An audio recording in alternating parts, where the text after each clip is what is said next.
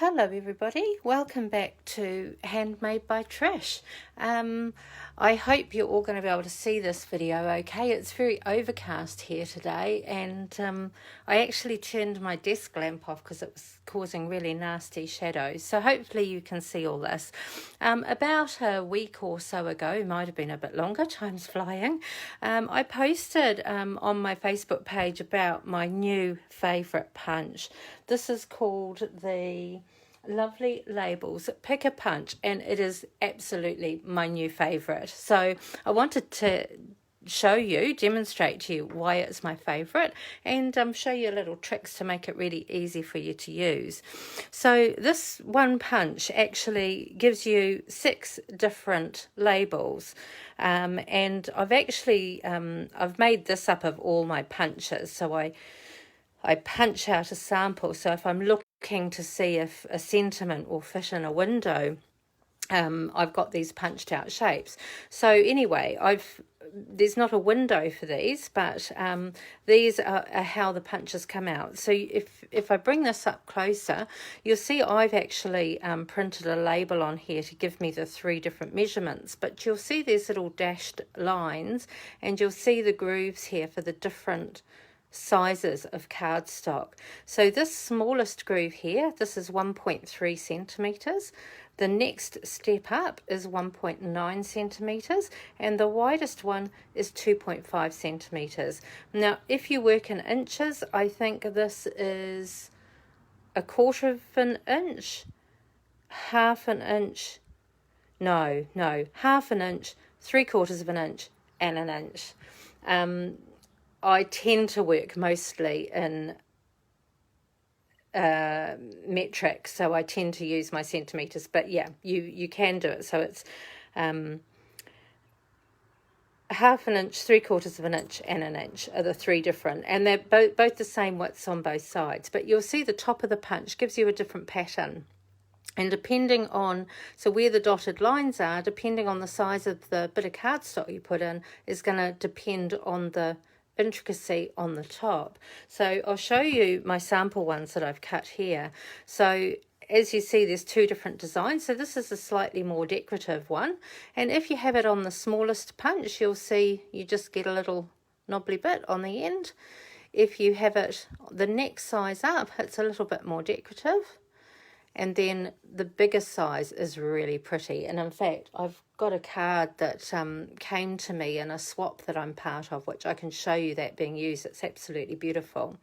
Now, because it's a punch that just does one end, you can either have it so that you've got a straight edge here like this, or you can just turn it around and punch the other side so it's decorative on both sides. And in fact, that's going to prompt me to get that sample for you.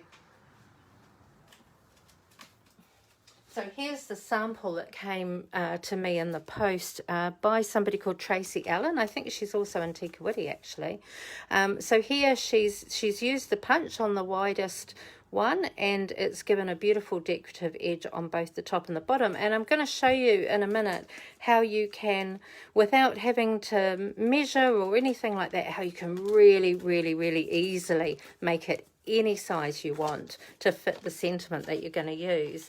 Now, Stampin' Up do sell this punch on its own, or you can buy it in a bundle, and they've bundled it with this stamp set called Lovely You, and there's some beautiful sentiments. I really love the font on this, but I also think they're really lovely sentiments. Love is what makes us family, miles apart but still in my heart, cherished friends. I can see myself using lots of these sentiments, and in fact here is a card that I made recently using the Birds and More stamps and dies, and I've used the punch here and the Wildly Grateful. I just think they're such pretty sentiments, really lovely font, and some really beautiful sort of foliage and flowers and everything that you can add to it.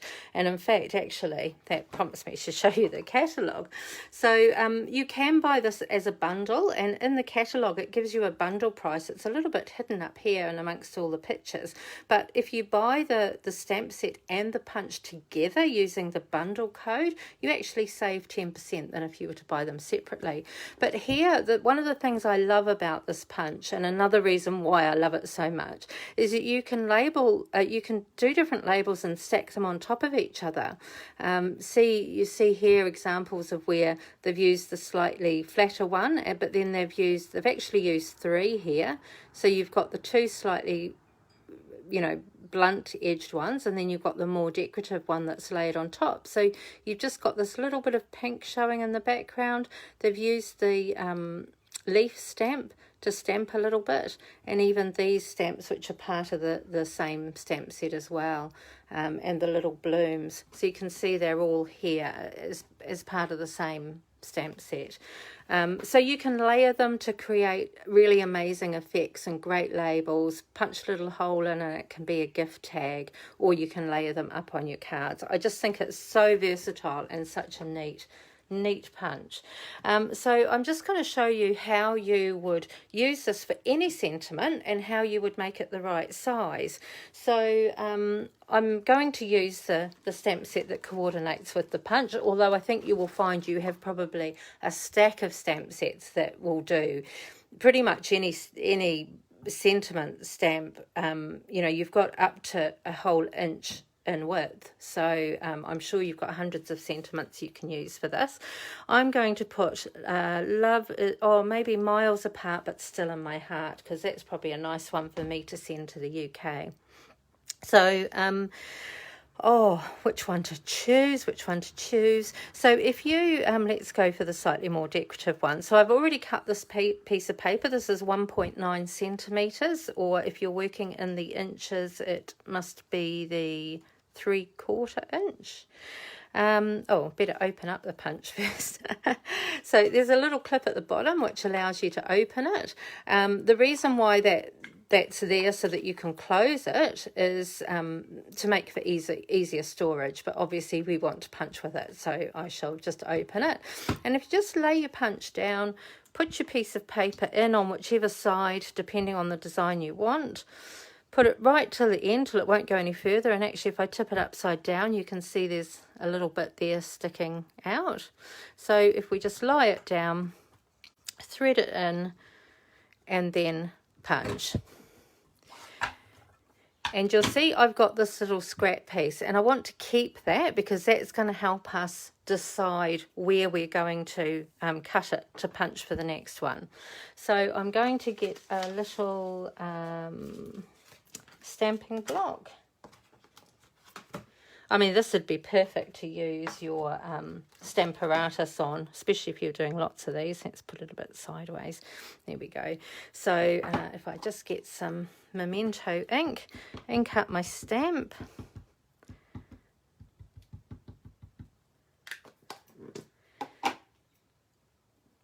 Then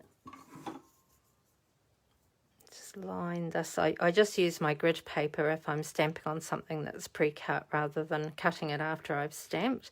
So decide where you want it, how much of a gap you want to leave, and then just stamp your sentiment down. Another good reason to use a Stamparatus perhaps for this instead of a stamping block is in case you needed to restamp it again, but that looks pretty good to me. That looks pretty good.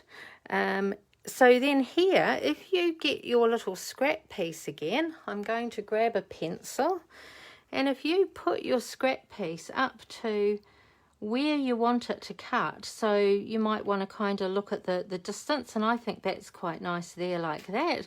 So I'm just going to hold that and I'm going to draw a line there. Now it doesn't matter about the line because that's going to be cut off in a minute. If I just grab my paper snips, and then just, you could use your trimmer here, or I'm just going to use my paper snips and just cut the line. Then bring your punch back in. Make sure you put it on whichever side you want.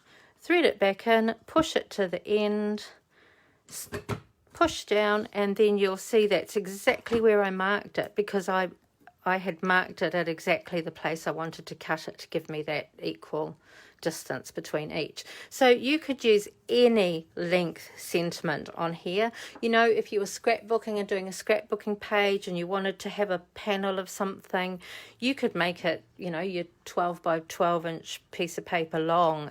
It can be as long or as short as you like, so it will fit any sentiment that you have, so long as it gives you the right, you know, as I say, you've got up to an inch in the depth here.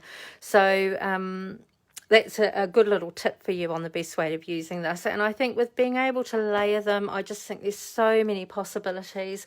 On the card I showed you earlier with the bird on it, I've only punched one end and taken the other end right to the edge of the card, but then you'll see this one here of Tracy's, and she's actually used the punch on both ends, and that's lovely. And it's interesting, she's used this way as well. So, you know, some sentiment stamps that maybe you think you can't because they're tall, maybe you can do it by doing it up the other way, which I think is really great.